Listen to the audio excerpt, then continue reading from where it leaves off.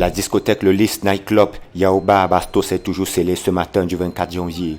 Personne n'a accès au bâtiment à part les éléments des forces de l'ordre et des services scientifiques qui sont à pied d'œuvre dans le cadre de l'enquête ouverte dimanche suite à l'incendie mortel qui a endeuillé des familles. Je suis ici au quartier Bastos et je suis la voisine à l'enfant qu'on vient de trouver mort là-dedans, Henri Ateba, l'enfant de l'ancien ministre, l'ancien sous-préfet. Monsieur Ateba, il était avec mon fils. Ils étaient d'abord au Divino à Toi, il n'y avait pas de place. Les trois autres, il y avait Ngimbas, Henri Ateba et Jonas Minché qui sont venus ici. Lui, il est resté au Divino.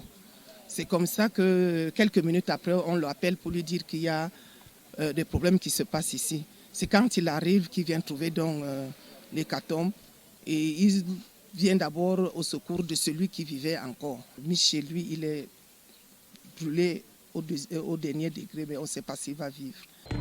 Ce dimanche-là, la boîte abrite une centaine de personnes rassemblées pour célébrer un anniversaire. Voici quelques images du spectacle, une poignée de minutes avant le drame aux environs de 2 heures du matin.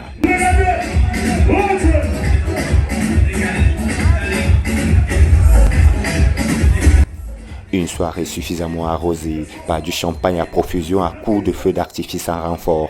L'incendie est parti de là, selon les premières explications contenues dans le communiqué du ministre de la Communication.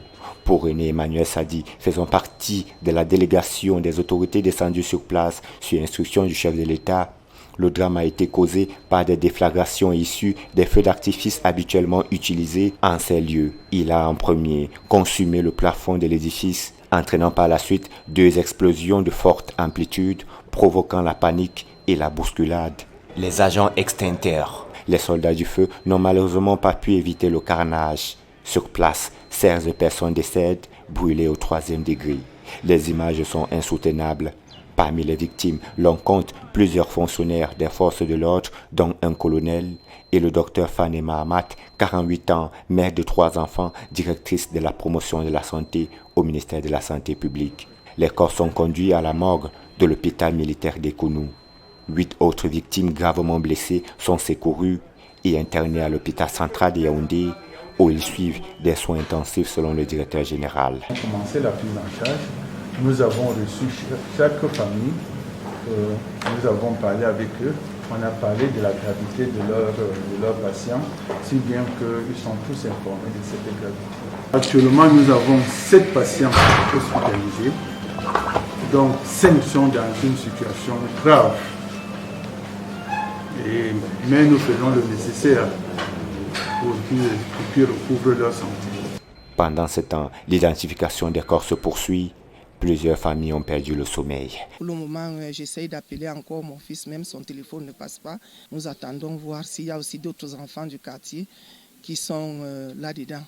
Ce drame survient alors que le pays accueille la 33e édition de la Coupe d'Afrique des Nations. Le président de la République a prescrit la prise en charge totale des blessés. Au moins 10 discothèques ont été victimes d'explosions mortelles à Yaoundé en l'espace de 3 ans.